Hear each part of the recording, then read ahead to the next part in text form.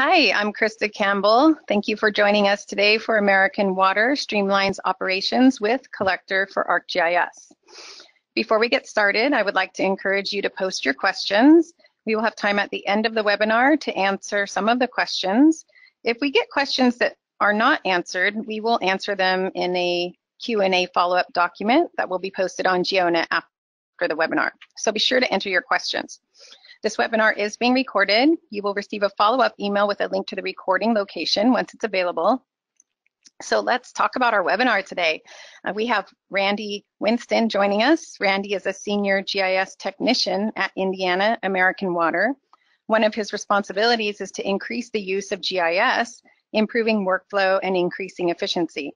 He's going to tell us how he has been accomplishing this with the help of Collector for ArcGIS. But first, as many of you know, we're going to let David go ahead and kick us off. David? Yes, thank you, Krista. So first, I would like to, I guess, kind of welcome everyone back to our Meetup webinar series. We took a bit of a month off while we met with everyone in person at the UC, and quite a UC it was. Record number of attendees in both overall attendance and also all of you water folks joining us out there. So a great conference indeed. And of course, we had our Sunday meetup that was a great setting to kind of get to know one another up close and personal and get ready for the week. So again, welcome back. We're excited to get on with the rest of 2017 with our monthly meetups, and so let's go ahead and get started. And of course, we, with these meetups, we bring together Esri experts, partner solutions, but also some of our most popular, of course, is when we have users talk about how they've applied ArcGIS in real-world business situations. So we're pleased to have Randy with us today, and so would like to talk a little bit about transformation with Collector for ArcGIS, just what we see with all sorts of users adopting Collector and how they're using it. And I'm always amazed how users will use our technology in ways we didn't really dream of before. But there's also this sense, as I talk to organizations, this organizational transformation that is going on. It's not new. This has been going on for quite some time, but how we're infusing technology and process, and where does GIS fit and all that. And as you'll hear Randy speak, one of the more transformative processes has been their as-built process, and we'll talk about that real quickly. And then, of course, as Krista said, we'll go into some Q&A. So, Collector for ArcGIS, I kind of wanted to start off with a bit of a history lesson. And maybe before I get into that history lesson, I'd almost like to take a quick poll of everyone online right now of who is using Collector for ArcGIS right now. So Krista, could you bring up our first polling question? Of course. First poll, are you using Collector for ArcGIS? It's an easy one, you guys. Yes, no, maybe you don't know. Just take a second. It doesn't take very long to answer. Are you using Collector for ArcGIS? Yes, no, don't know. Looks like a lot of you have responded. We'll just give you another second for a few more of you to jump in there. Okay, it looks like we have about 59% are saying yes, they're using Collector. 37%, nope, not using Collector yet. And 3% of you aren't sure. David? Okay, great. So that always helps us understand, how we emphasize different points of our discussion, but also so it shows, over half of you are definitely out there starting to use Collector, and hopefully Randy will give you some new insights how to use Collector in different ways. So what was interesting is when Collector first came out, we realized we were onto something good there, but I kind of jokingly called it, really, it wasn't collector in the beginning, it was more like the validator. It allowed us to validate like existing data. And we're talking about kind of, as a couple of years ago when we first released collector, it was really good at, validating existing attribution. But it had this vision of being a true field data collection solution. And so, when we actually, moved from always being connected to actually supporting disconnected and being able to cache the data to go out into remote locations, that just really caught everyone's attention, right? That's when things got real, that this could be used truly in the field. And we didn't mean like within the city limits where you had cellular coverage, but I could actually take it out into my watersheds. I could take it out into remote areas, again, where I could go disconnected. And really, you weren't satisfied with that. You wanted to start linking records because we had that one-to-many issue, and of course that got fixed, and we added that functionality, and so everyone's like, finally I can do inspections. I didn't have to collect a data point at every inspection. I could start to link inspections, and of course that allowed me to link all sorts of attachments as well.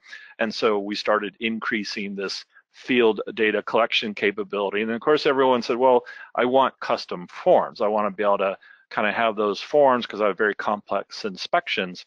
Well, that really is what helped us kind of balloon into our set of companion apps, where we're then chose to, rather reinvent the wheel, we used some existing technology with Survey 123 that allows the form to actually mutate what we call Boolean logic. If answer A, then ask 3 more questions. If answer B, only ask 2 questions.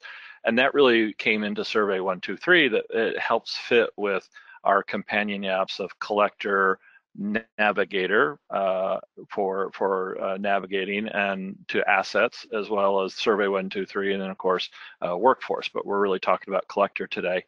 And then last but not least really came high accuracy, our ability to attach to external GPS receivers. And this is what really made Collector a full professional grade field data collection solution. And what was interesting, many of you kind of waited, and Randy himself was waiting for that high accuracy, because we all knew the GPS on the phone wasn't all that great, but that really opened the doors to really infuse ourselves into lots of different operations. And I think that's what you're going to hear Randy talk about. So with that, and we're not done. We're still expanding Collector's functionality, but now we're really starting to see an uptake in Collector because, one, it's easy to use.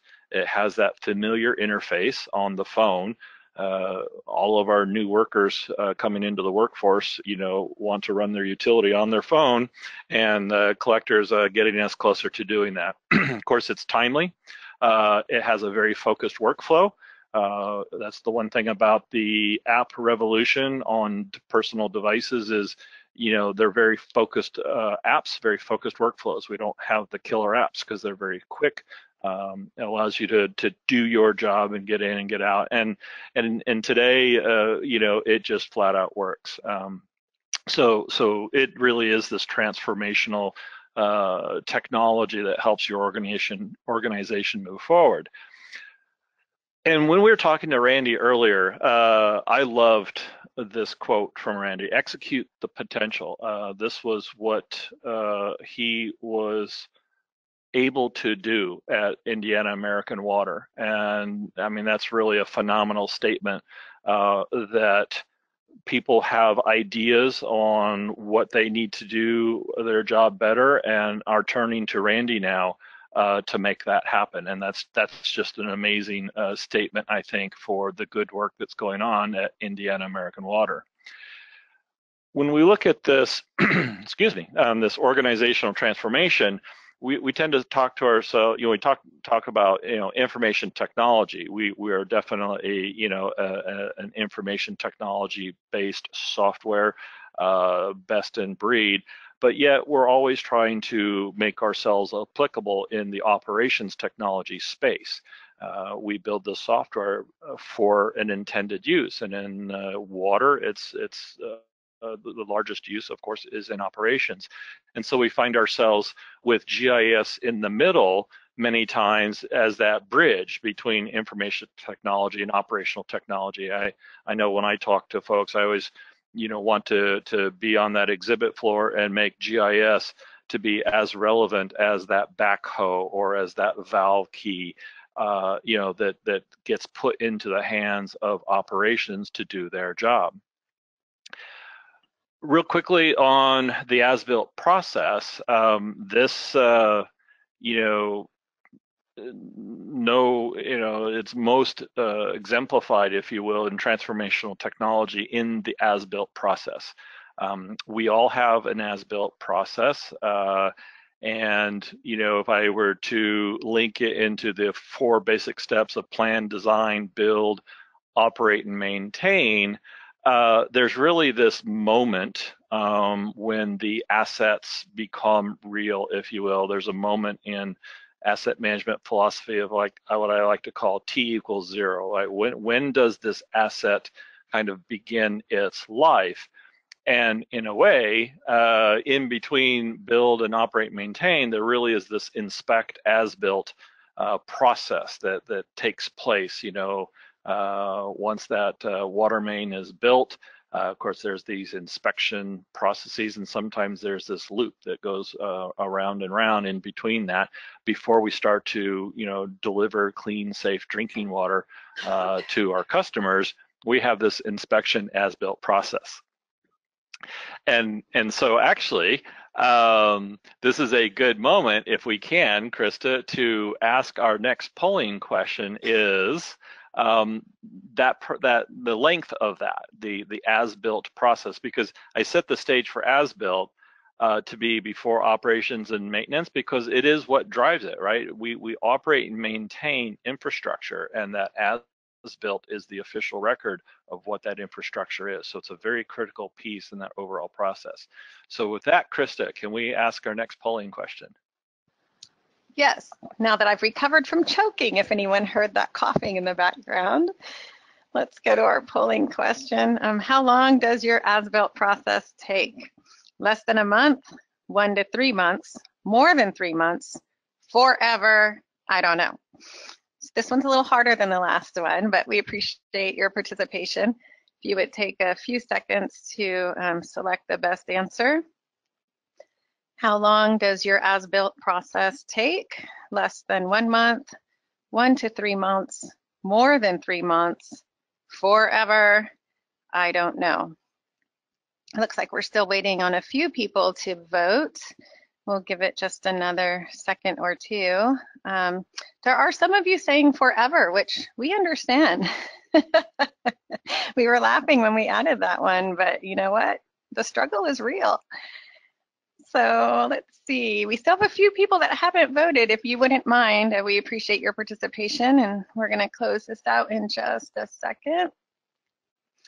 It looks like we're at about 8% less than 1 month, 20% 1 to 3 months, 18% more than 3 months, 22% forever, and about a third of you are saying you don't know.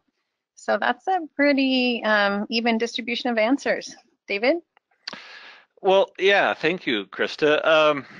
Kind of expected, because that is the as-built process is one of those things that everyone's trying to figure out. There's a mixture of CAD. I've got outsourced, engineering firms helping with that. I've got contractors. I've got internal staff. I've got engineering. I've got GIS. I have surveyors. There's this mixed bag of, and we get asked, what is the best practice? And wow, that's a big loaded question for sure, because not one solution fits all. It depends upon your city. It depends upon your your inspection process and all those sorts of things. But for those 8% that said less than a month, good for you. You're in the top tier of expedited services, and that's really where Randy's going to talk about in transforming his organization, is moving that as-built process down to that less than 4 weeks. So with that, without further ado, I'm going to turn this over to Randy and let him talk about how he transformed Indiana American Water. Thanks, David. Hopefully everybody can see my screen. So I'm going to start off and kind of go into what we're doing at Indiana American Water. But before I go there, I want to talk about who we are as a company.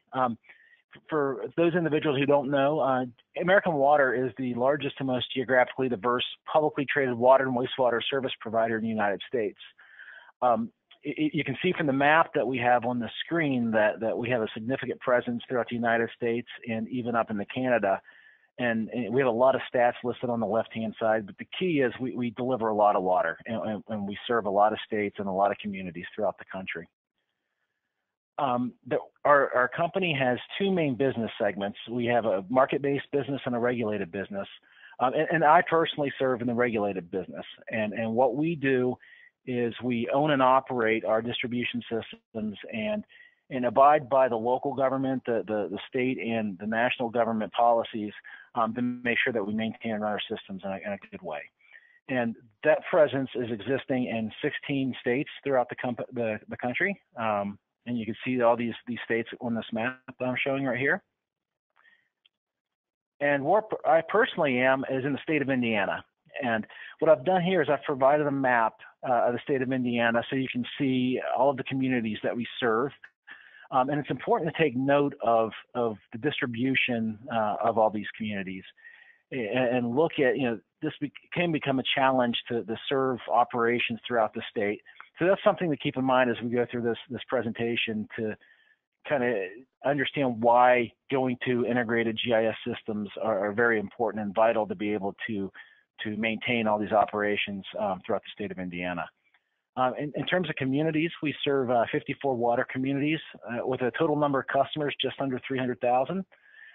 We have 2 small wastewater systems, and we serve about 469 customers in those wastewater systems. Where I'm located right now is in Greenwood, Indiana. So again, going back to discussing the distribution of our operations throughout the state, this is just to keep in mind how we are able to disseminate all this technology and be able to communicate with our operations. Throughout this presentation, I'm going to talk about 2 key components, and those 2 key components are operations and engineering.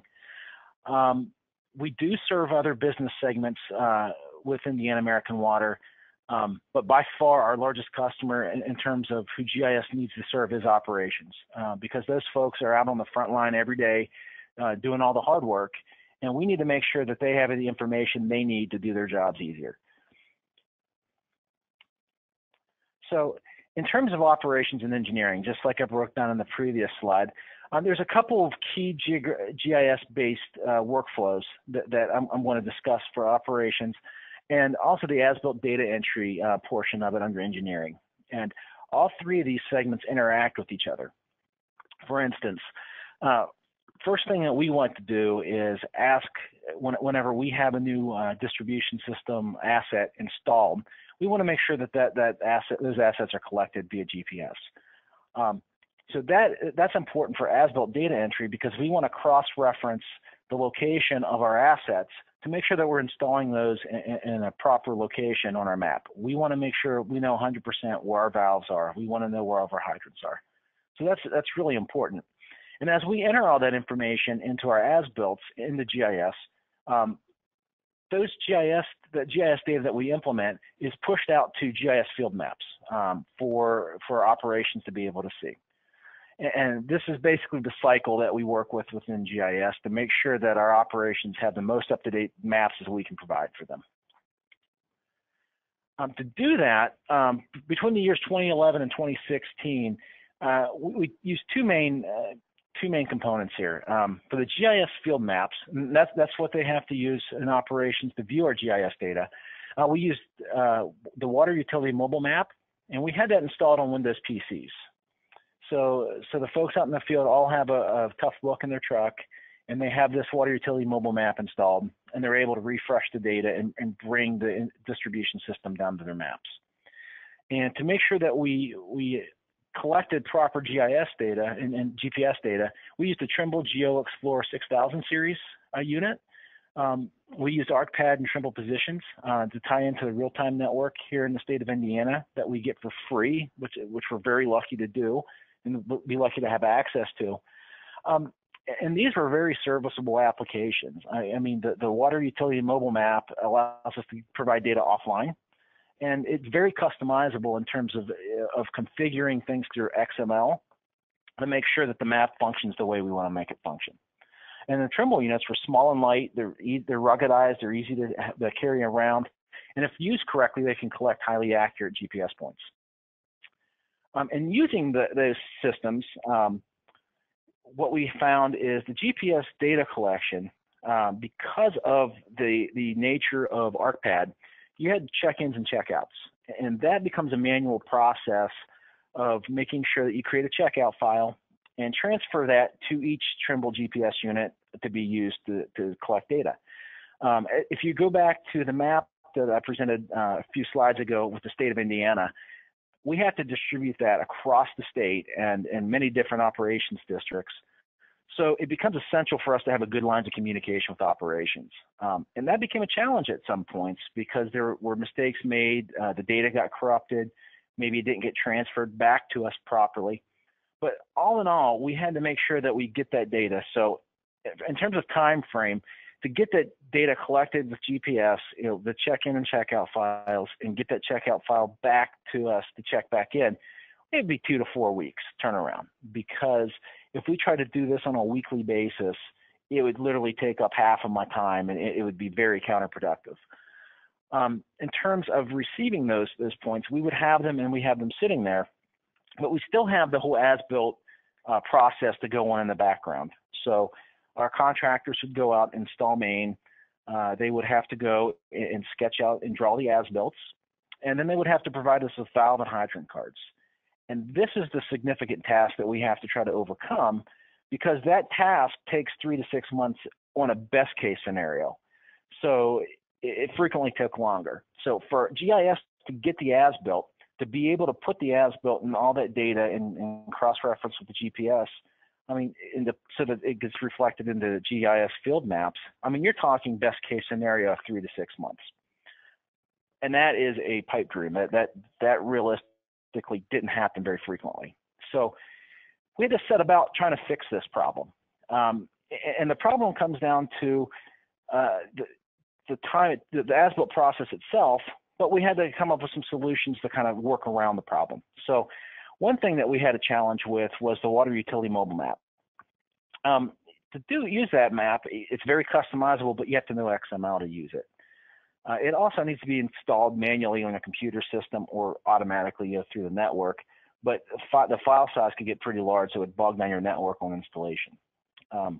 Any changes to your data schema that you're linked to with your service that you have linked into the map, any change in that schema can break the cache that's localized on your computer, so you have to delete that cache and you'd have to have that cache rebuilt.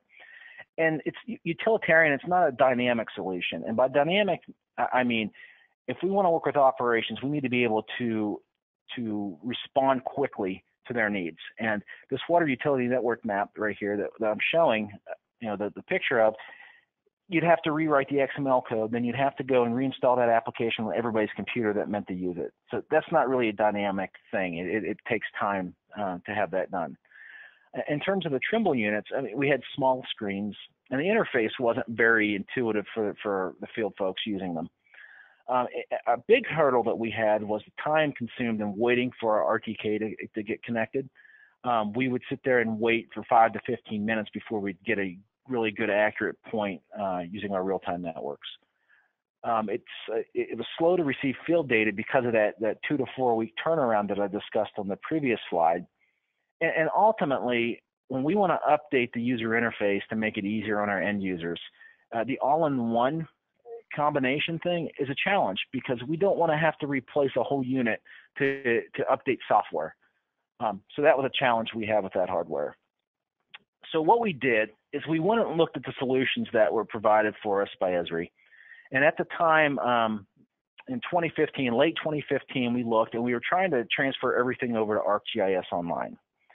So what we did is we set a deadline by the end of 2016 that we wanted all of our field operations to be on ArcGIS Online so that we could slowly phase out the water utility map.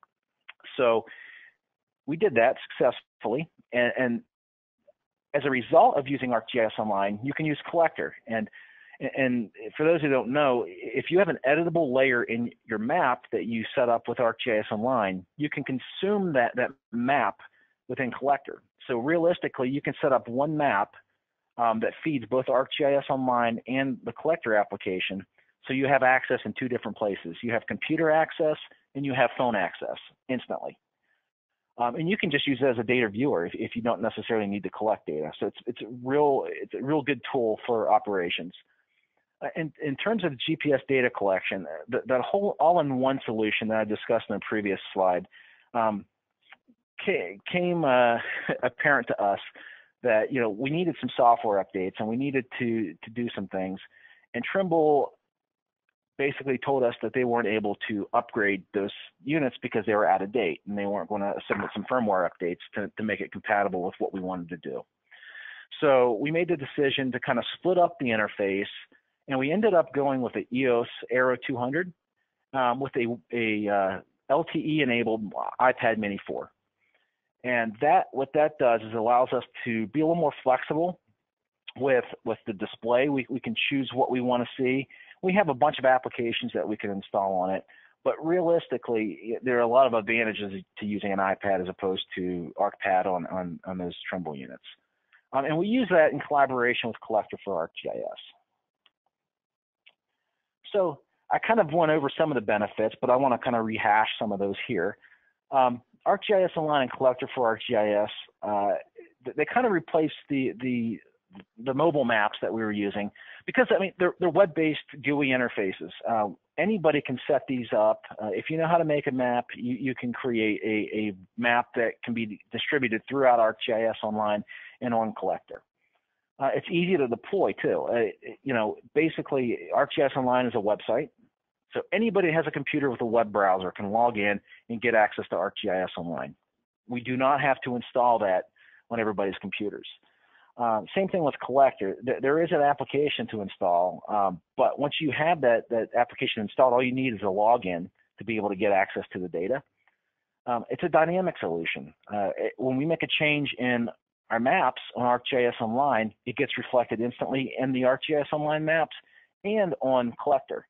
So operations, no matter what they're using, sees those changes instantly. And a really cool feature that's available too with ArcGIS Online is usage tracking. You can see how operations is using your data. You can see how many people are using it and kind of look at what data is important to different users. And that's important for us when we're trying to help operations to kind of see what data is important to them.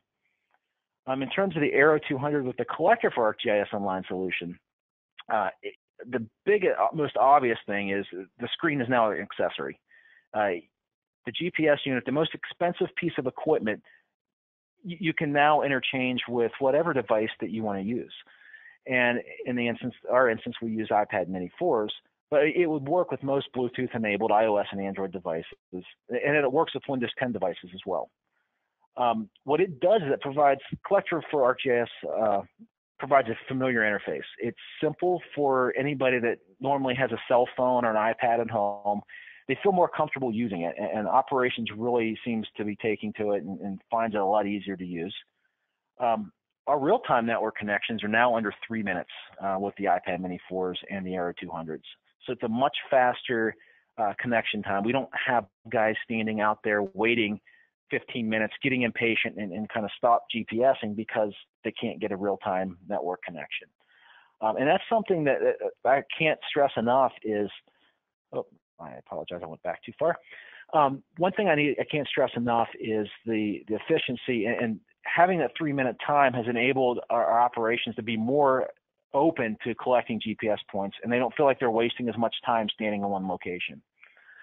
Any data that's collected with ArcGIS with the collector for ArcGIS is available instantly. So we can view it in ArcGIS Online the instant that it's collected. And again, the interface can be upgraded without upgrading the GPS device. So if we have an iPad that doesn't support the latest piece of software that we want to use, we just get rid of the iPad and replace it with whatever other device does support the software that we need. So after we made the migration to those 2 new platforms, we stopped and rethought about how we do things in terms of the whole GPS data collection as-built workflow. So in terms of the GPS data collection, obviously that's real time. So now that you collect a point and you hit submit, everybody that's using ArcGIS Online has access to it, which means we in the office have access to it, and we've completely eliminated any kind of data transport from operations that we have to go and check in, and we can get that stuff instantly. But still, we had the battle with the whole 3 to 6 month as-built turnaround deal. So what we started thinking about, a couple of guys in our department had a great idea of, hey, why don't we just start requiring, change our requirements so that require more accurate data and more constant data collection throughout the system. So what we did is we set it up so that our field would collect every 25 feet. If the main's been open, go ahead and collect main every 25 feet, and basically make a connected dots kind of pattern so that we can then sketch our assets into GIS while we're waiting for the as-built to come in. And the benefit of that is it allows us to have a turnaround time of 7 to 10 days after that data has been collected for GIS to go in and sketch it. And we can't guarantee 100% that the interconnects are correct. We still have to wait for the as-built to come in to verify that. But what we can do is create a polygon that wraps around the main locations that we sketch in to indicate that those, we have an 85 to 90% confidence level in what you see here. Keep in mind that the interconnects aren't correct, may not be correct, but we're certain of the actual XY coordinates of the valves and the hydrants. So what you get overall here is if you take out the time that we have to wait for these as-builts to come in to validate, we're getting our operations folks the data on the map that they need to get confidence in what we're doing in GIS within 7 days, best case scenario. And in the meantime, within those 7 days that we're trying to get these assets sketched into GIS, they still have access to the GPS points if they turn on their maps. So overall, it's solving a lot of problems. So what I'm going to do now is kind of show you what I'm talking about. And the first thing I want to do is kind of show you a demo of collecting a GPS point using collector, using high accuracy GPS data collection. I'm then going to show you our digital as-built or our connect the dots data, so to speak, to kind of show you what we're looking at and getting as a result of changing our workflows. And I'm going to last show you our ArcGIS Online system maps that kind of replace the water mobile maps that we had previously, and show you that we can toggle on and off layers that indicate GPS locations. So what you're seeing here is the iPad, and I've already in the field connected via Bluetooth to the Aero 200 unit. So what you need to do is you need to open up the sister application called EOS Tools Pro. And this will show you all the information that's pertinent to your accuracy. So you have latitude, longitude, you have your horizontal and vertical accuracies. But since we're using real-time network, which gives us about 1 inch accuracy or even less, we want to connect to the RTN. So all we have to do is hit the start button there, as we did. And if you watch on the top center of the screen, you should watch the fix type change. And we're going to wait until it says fixed. And once that goes from float to fixed, we then know we have a proper RTK connection. So we're then going to switch applications and go in the collector, because now the iPad knows to use the high accuracy GPS points as opposed to the internal built-in GPS on the iPad. We're going to open up a map. And as you saw, we have an east and a west map, and those are based on our state plane coordinates in the state of Indiana. We have an east and a west. So Johnson County is in east, where we're at. So we open east, And we're just going to wait for our data to load and for the map to zoom us in, which it did. So what you're seeing here was me standing outside of our corporate office, and hitting the accuracy button shows you the horizontal and vertical accuracy, fixed type, station ID, correction. It gives you a bunch of stats so you don't have to keep switching back and forth between applications. And I'm going to zoom in and kind of show you that I'm standing on top of a couple of previously collected GPS points. So you can see the consistency of using that high accuracy GPS. And to collect the point, we're going to collect this valve again. So I'm just going to hit the plus button. The drawer slides out. I'm going to hit select street valve. And then I'm going to enter my username, which is Randy. I'm going to go into valve ID, and I'm going to call this valve 125. Hit done. I know this is a 10-inch main, so I'm going to select 10 as diameter. Hit done. I know this is a gate valve, so I'm going to go down and scroll down and hit gate. Hit done. And I'm going to go into notes, and I'm just going to say, hey, this is near the office. So near office. I'm going to hit done.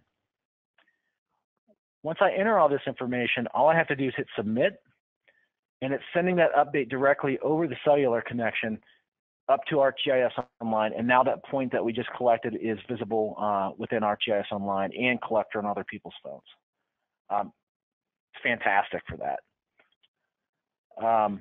Now I'm going to go in, and now that we've collected a GPS point, I'm going to show you what it looks like when we go through and collect a bunch of points. So what you're seeing here is our sample area, our beta trial area of this really densely collected areas. And what I'm going to do is I'm going to show you the symbology.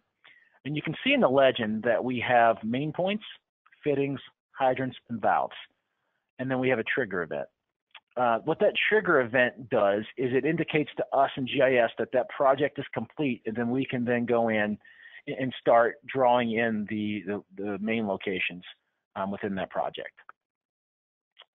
So the next thing I'm going to do is I'm going to zoom into a project location, and you see it here, and you see how densely populated these main points are.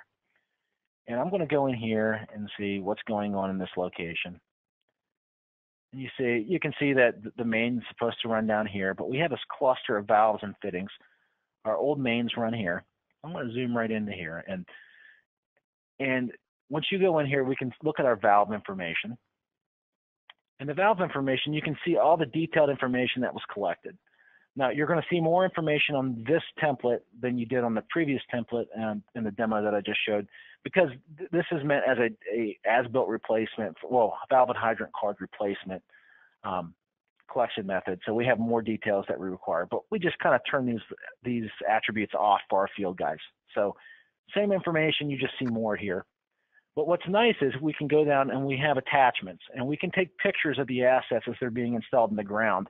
So the GIS team can go in and look at how the system was connected, which helps us make sense of this interconnection. So now that I saw that picture, I know that this main right here connects through this fitting, and there's a new main going north through this valve and going east through this valve. So we can make inferences based on the photos that we receive. And I'm going to go in and zoom in one more time and show you a hydrant that was connected. So what you see here, this is a T, and this is a bend. So this is a fitting. This is an 11.25 degree bend. So it's going to flare up. But let's go into our hydrant. And again, there's hydrant information collected, and we have a photo. And you can attach all these through Collector. And now you have a picture of the hydrant as it was being installed. All these things are good details to have, and it's great to have this information. And the advantage of this collection method is now that we have our regular distribution system maps, and these maps right here I'm going to demo now are what operations sees. We can indicate with a pop-up to let them know what we've updated, and the latest update showed them, it now shows them all the GPS data. So I'm going to hit OK, and I'm going to zoom over here in a second into Johnson County, but first I want to turn on some layers. So I'm going to scroll down. I have the GPS layers off by default, so that you don't have a bunch of data that gets in your way. But they're all here. And if you notice, they're all grayed out. And what the gray out means is that they're not viewable in this map extent. So as I zoom in, they will get darker, and you'll see these. So I'm going to zoom in a little bit farther, and now you should see them at this extent. These turn black, and I'm going to pan around, and you should be able to see some GPS points here in a minute as I zoom around. If not, I have a bookmark set up. We're going to go to this example project. There we go. So now we have our standard distribution map that operations looks at, but they can turn on the GPS layer. It can look a little cluttered, but at least they have access to all this data. And since we haven't sketched this in, at least they know that there's mains here, and then there's fittings and valves and hydrants in this location. And the same thing as the last data. You can click on something, a fitting, water main point, or a valve, and you can look at the information collected about that asset. So it's all available directly in the regular system maps as the field is GPSing those. So for us, this whole system integrates, and it works all together to kind of help operations view data that they couldn't view previously. So, based on what I've just showed you, the improvements we've got are that they're easier and more efficient GPS data collections. Operations seems to like collecting GPS data easier, this way. The interface is much easier to use, much more intuitive. We have greater GPS hardware flexibility. We can choose different Bluetooth GPS units. We can choose what our interface is, what we interact with. We have zero GPS post-processing. There's no more check-ins. It's automatically processed through the RTK, posted to ArcGIS Online, and it's done. We have direct access to it without any extra work. As a result of that, we have faster data entry because we have instant access to that data. And as a result, we have increased efficiency in field map development because we're being asked more to do more things with operations. And ArcGIS Online permits us to quickly and easily respond to the needs of operations, and we can develop those a lot faster. So some examples of our applications outside of the GPS stuff that we've been asked to do as a result of us increasing the GPS workflow and giving it greater access to operations through Collector. We have access to leak detection mapping with field surveys. They don't use survey 1, 2, 3. They use Collector because they like the map-based interface first. We have hydrant flushing maps so that operations can go through and maintain which hydrants in the system that they've operated in any given period of time. We have planned project extents so that engineering can share with operations where our projects are planned for the following years. We have plant asset mapping with maintenance logs. I had an operations district come to me and ask me for a map that shows them maintenance information. So we're currently working on something for the operations to use with that information. And then we have street cut mapping. Another operations district came to me and asked me if they could track all their street cuts. Yeah, they have different statuses based on rehabbing the cuts in the road and other people's property. And when they're out in the field, if the status has changed, they can just go on their phone and change the status instantly using Collector. It's been a great tool for them. So given that, that's all the information I have, and I'm open for some questions. Thanks, Randy. Great job. I really enjoyed the webinar. We're going to go back to David for just a couple minutes, and a note to those of you on the webinar, we do have a special guest joining us for Q&A. If you don't know Jeff Shaner, he's the product manager for Collector for ArcGIS. So if you haven't entered your questions yet, please enter your questions now. It's your chance to talk to Jeff. Thanks again, Randy, and we're going to get to the Q&A in just a second. David? Well, yeah, thanks, Krista, and thanks, Randy. Yeah, a great presentation. And honestly, my feelings aren't hurt that you kind of retired that old water mobile app. And isn't that kind of some of the topic here, or the point? of some of this disruptive transformational technology. It's, you know, we're constantly pushing each other. I mean, so they say that our users, you know, when we first came out with Collector, they wanted it more and more and more, and we kept adding to the functionality, and we'll continue to do so. So, you know, but we also find that we have a large partner ecosystem as well, and so you know, the EOS folks have been great with their Bluetooth technology and attaching these high accuracy receivers to Collector. But you'll also, you know, our good friends at Trimble have had a long history with Esri, and you know, Randy kind of showed those yellow units, and many of you have them out there. But even they are trying to respond to this transformational technology. And so as we all get into these subscription-based, you know, RTK networks and such to get that kind of real-time high accuracy, Trimble has responded with some of their Trimble Catalyst, and there's some of their subscription services. And of course, you know, they have their hardware and their apps, but also notice kind of towards the right there, coming soon, Collector for ArcGIS would be one of those Catalyst enabled apps. And so you know, we'll keep you posted on what that ETA might be. So again, you know, it's the Esri ecosystem is always trying to respond in solutions to meet your ever-growing needs, because you're all asked to constantly do more with less, and it's our job to make sure you find value in the offers, services, products that we provide. You know, this is a good time to kind of start to get everyone to think about the up and coming Esri Water Conference. I know we just finished the user conference, but we have official dates and venues, January 29th through the February 1st. They're in San Diego. We'll be at the Hilton Bayfront Hotel. So this is where we mix and match our water utilities folks, our water resource folks. We have our users, Esri experts, and of course our partners as well, all come together to talk about water and how we manage that. So I encourage you to go to the website. We have our call for papers out there. Please consider submitting a paper about your fine work, and we hope to see you in San Diego in January. But with that, I think we are going to open it up to some question and answer, and Randy's available for you know, all the fine work he did. And as Krista mentioned, we've got a special guest, Jeff Shaner, with us. So Krista, let's open it up to questions. Got it, Dave. The first question I actually believe is going to go to Randy, because he did mention that they are using the EOS Arrow. And I know he told us that they actually do have a gold unit. So the question is about collecting the infrastructure locations. I'm just going to go ahead and read off the question, Randy, so you get a good idea of what Kenny's looking for. The height captures are in meters, that they're using one as well. And the height captures are in meters and do not match with their survey capture of the same points when they're converted to feet. Do you know if there are resources to first understand why there's this difference, and then second, if this is going to be corrected in future versions? Have you run into that with your EOS Arrow Gold and Collector?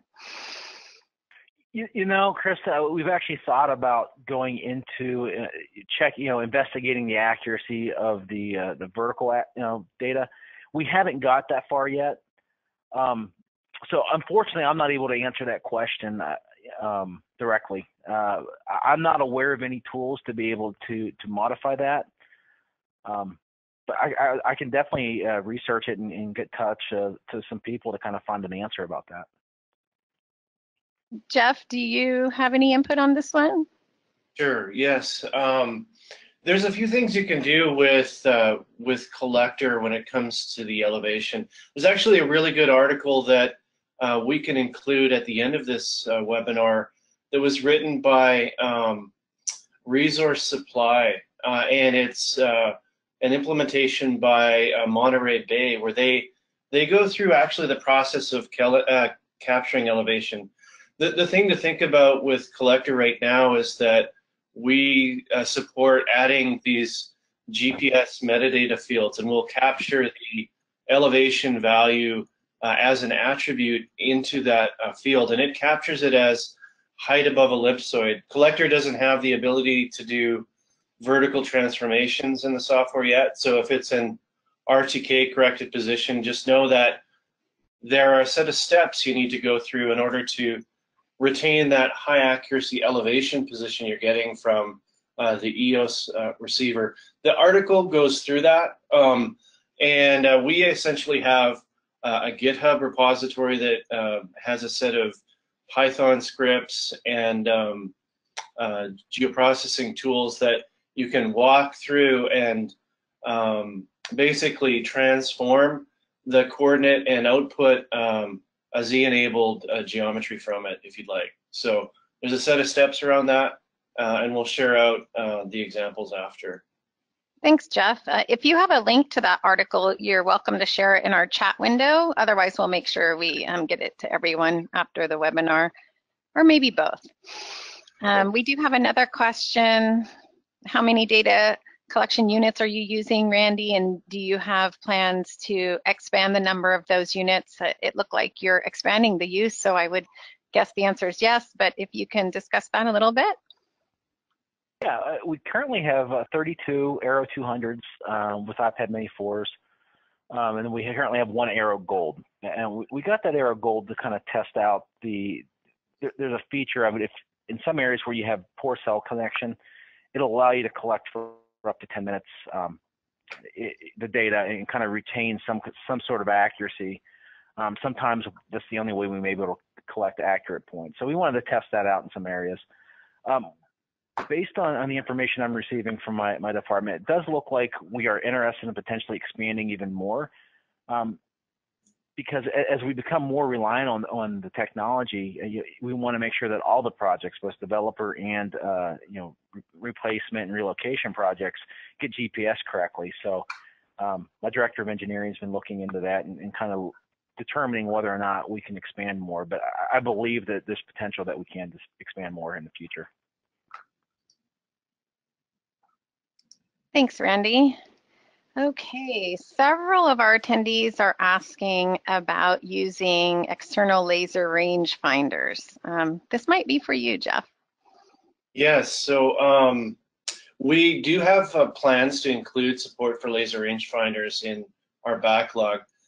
Without going into a lot of detail on when that's going to happen in the future of Collector, I do want to say that Collector is about to go through a fairly transformational process. We've defined a new project. We're codenaming the Aurora project that I'll be blogging about early next week, that talks about where we're headed with Collector. We're rebuilding the core infrastructure on top of our new runtime APIs, and they support things like the capture a Z value. They'll support vertical transformations as part of it.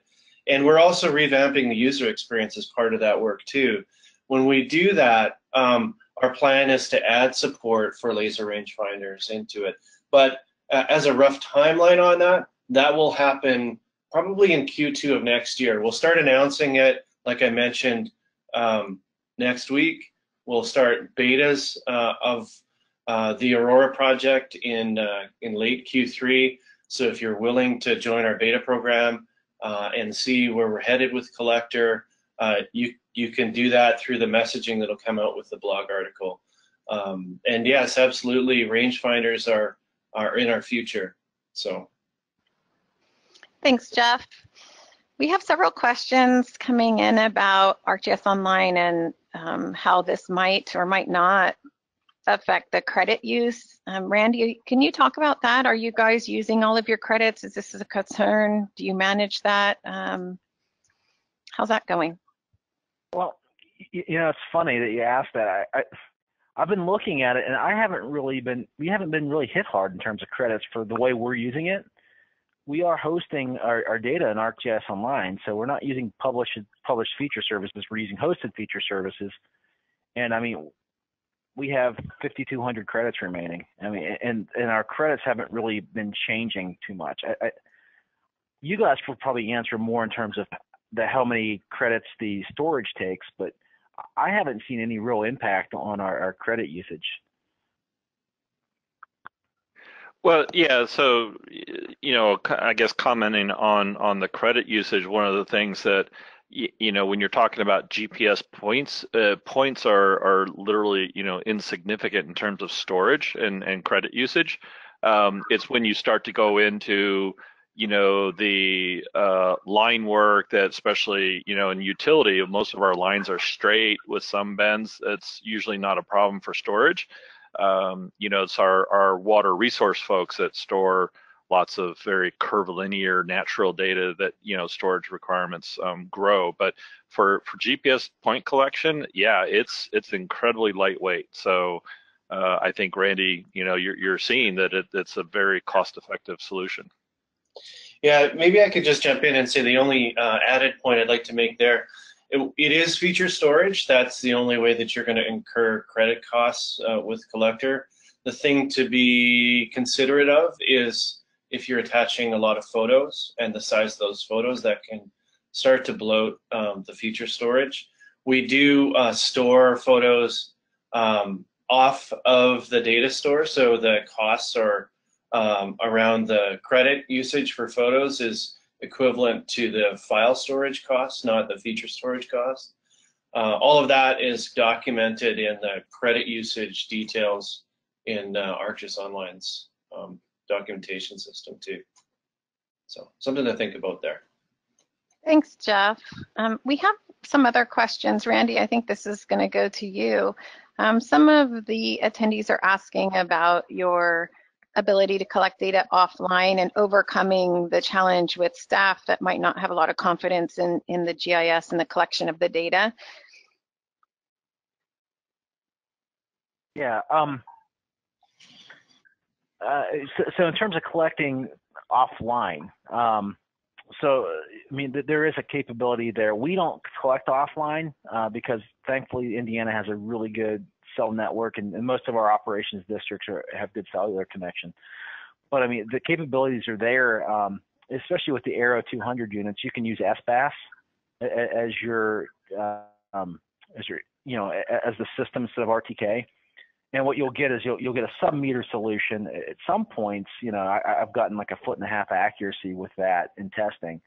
So there are solutions for offline solutions, and what you do is you just cache your map in Collector. You'd collect using SBAS. Obviously, you'd have to take your transformation and change your coordinate system based on what SBAS uses, which I can't think of what coordinate system is right off the top of my head, but there are easy. It's simple. What you do is you just collect, and when you get back to the office where you have Wi-Fi, you just hit sync, and it takes all the points that you've collected and publishes it back up to ArcGIS Online. So as long as you're using a hosted feature service that's supported by ArcGIS Online storage structure, that works fairly easily. And I guess I don't understand the second part of the questions about overcoming the operations. Can you clarify that, please? I think what they are getting to is if the staff is resistant because they don't have a lot of confidence in the process. I know you've worked hard to build in your GIS and use Collector and re-engage your staff. Did you face any challenges with staff that didn't really want to use it at first? Or was there an education process ahead of time? Or did you have a champion other than yourself that went out there and said, no, this is really working, it's really great, you're going to want it? Okay, well, the simple answer is that, and I hate to hound on it, but the user experience on the way we were doing things previously was so bad that when they saw what they were doing, and believe it or not, they see an iPad, they get excited. They were excited about using this new technology. And once we started showing them ArcGIS Online and kind of transitioning over from the mobile maps, the resistance we met there was that they were used to the mobile maps. They were used to the old maps. And there were some functions that can't be replicated in ArcGIS Online in terms of setting up cross streets and things like that they were used to using all the time. But what I did is I had to show them the benefit. By us going to ArcGIS Online, when we start GPSing things, you're going to see these points. And it's going to be all instant. And whenever somebody makes a field markup here, it's going to show up in this map and this map, and show them the advantages of what ArcGIS Online and what Collector provide. And that honestly, it really eliminated a lot of the hesitancy we've had with the solutions. And I mean, there's still folks out there that I go out in operations and they're still using the old mobile maps, and it makes me shake my head because they have the phone in their pocket and they can just load the map up in their pocket, but instead they'd rather walk to the truck because they're used to the other thing. You sometimes can't get rid of that, but the key is just to show what the potential is and kind of make it so they see the benefits that they're receiving from the integrated system. Right, and we're almost out of time. I did want to ask you one last question and let you know that there's a lot of questions coming in. So we'll be following up with you, Randy, to help get these answers and post them online, as well as slave driving Jeff Sheener to make sure we get the answers that he needs to get to. When you create your GPS as-built prior to getting the official as-built back, do you remove the GPS points in lieu of the actual as-built, or do you leave them in there? How do you manage that? Well, currently we're leaving them in there in the background, but it's starting to get a little cluttered. So once the GPS points, basically we use those to locate, to put in a valve. So let's say we have our GPS point and then we have a valve that's separate from that GPS point. We just drag and drop that valve location on top of the GPS location, and we have Attribute Assistant configured to suck in all the GPS data from that GPS point and embed that in our production system valve information. So what we're going to do is then do a select by location, select all the GPS points that intersect the valves and the hydrants that we've moved, and kind of just archive those out and put them out of the data set so you're not seeing all these extra points lying around in the distribution system. Hopefully that helps answer that question. Absolutely. Yeah, thanks, Randy. Awesome webinar. We have a lot of questions coming in. We're going to have to wrap it up. I know David has some final comments. David? Yeah, Randy, awesome. We always measure the success of the webinar also by the number of questions we receive. So clearly we're going to get those answered and get those posted on Meetup.